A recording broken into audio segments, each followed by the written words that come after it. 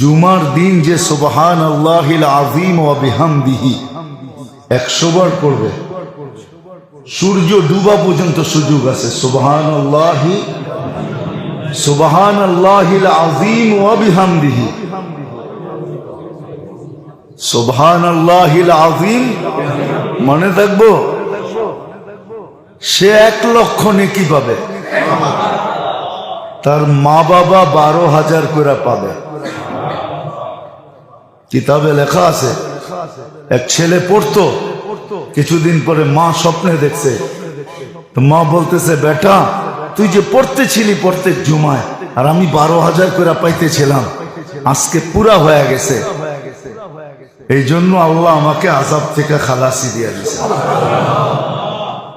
আমাদের পড়া উচিত সুবহানাল্লাহিল আযীম। মনে থাকবে? হ্যাঁ না মনে হয় ভুলে যাবেন, লেখা রেখেন সুবহানাল্লাহিল আযীম ওয়া বিহামদিহি 100 বার, বেশি সময় লাগে না।